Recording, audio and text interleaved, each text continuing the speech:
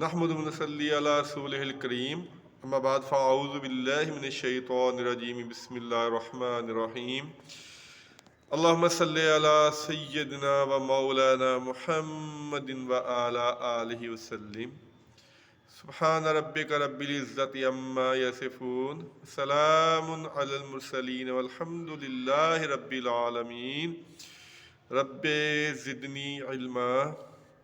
حدیث رسول صلی اللہ علیہ وسلم چینل پہ آپ سب کو خوش آمدید۔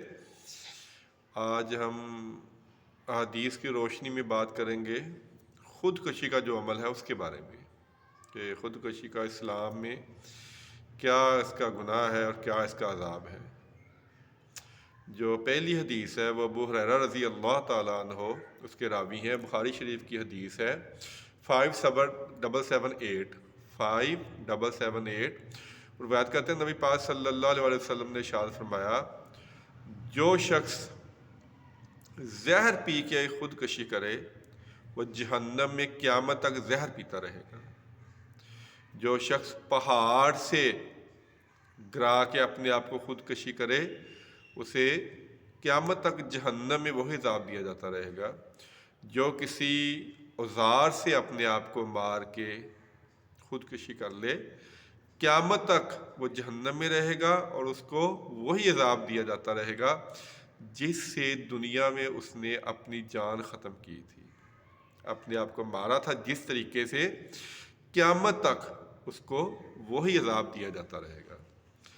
یہ اس لیے ہے کہ یہ جو ہماری زندگی ہے، جو ہماری جان ہے، اس کی ہم مالک نہیں ہیں، ہم اس کو لے نہیں سکتے۔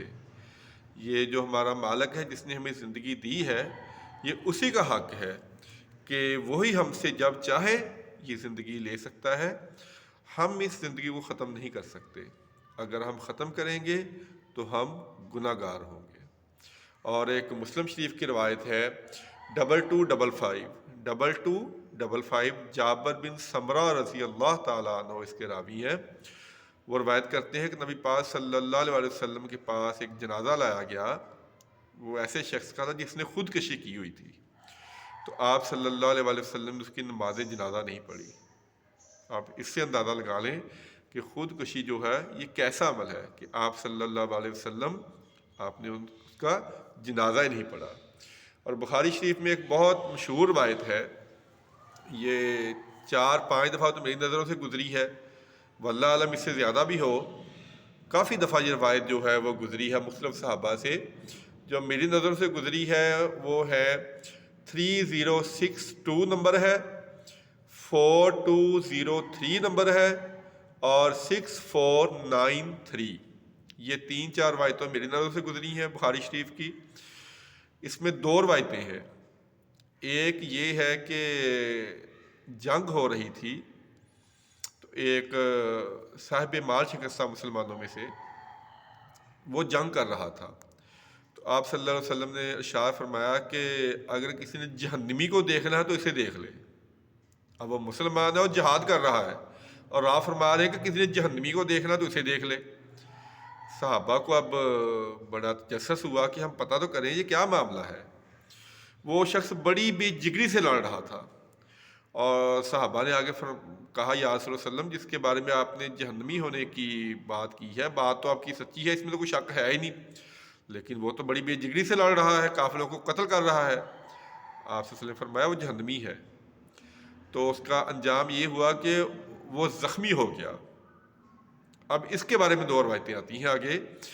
ایک روایت یہ ہے کہ جب زخمی ہوا تو رات کے وقت اس نے اپنے جان کا خاتمہ کر دیا، خود ہی سارا دن جہاد کرتا رہا لیکن تکلیف اتنی ہوئی زخموں کی کہ اس نے رات کے وقت اپنے آپ کو ختم کر لیا۔ اور ایک روایت یہ ہے کہ جنگ کے میدان میں ہی جب زخمی ہو گیا، بہت شدید زخمی ہوا تو تکلیف برداشت نہ کر سکا اور تلوار سیدھی کھڑی کر کے اس کے اوپر لیٹ کے اپنے آپ کو دبا لیا۔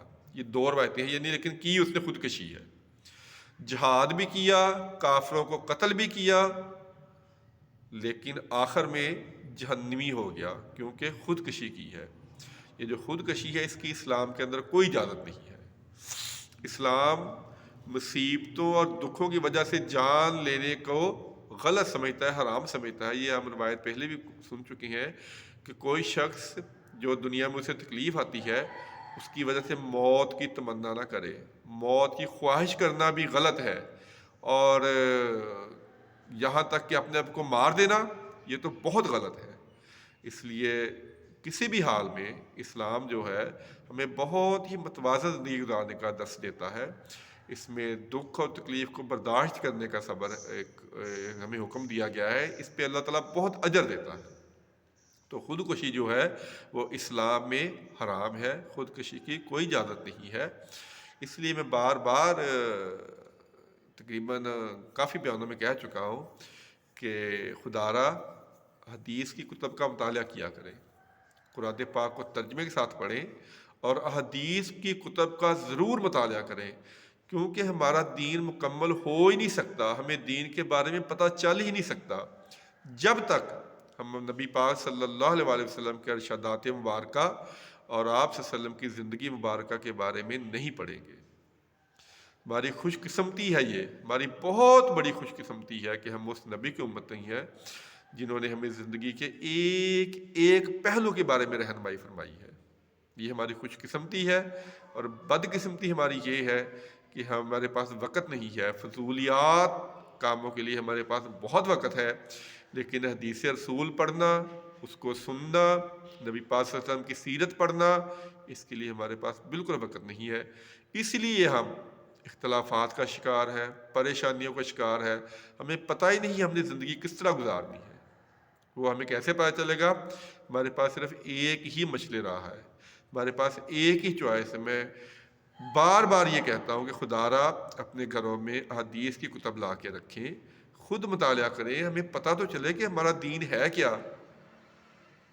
ہمارے پاس جو 10 میں سے اگر 8 لوگ ہیں تو ان کے پاس وہ دین ہے جو لوگوں سے سنا ہوا ہے، خود تو مطالعہ کیا ہی نہیں ہے۔ جب تک ہم خود مطالعہ نہیں کریں گے ہم زندگی میں ایسے ہی بھٹکتے رہیں گے، کبھی کسی کے پاس کبھی کسی کے پاس مسائل کے لیے۔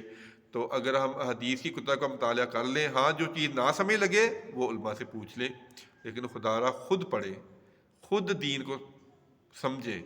اگر کوئی میرے جیسا ناقص علم آپ تک پہنچانے کی کوشش کر رہا ہے تو 2 4 5 منٹ لگا کے اس کو سن لیا کریں۔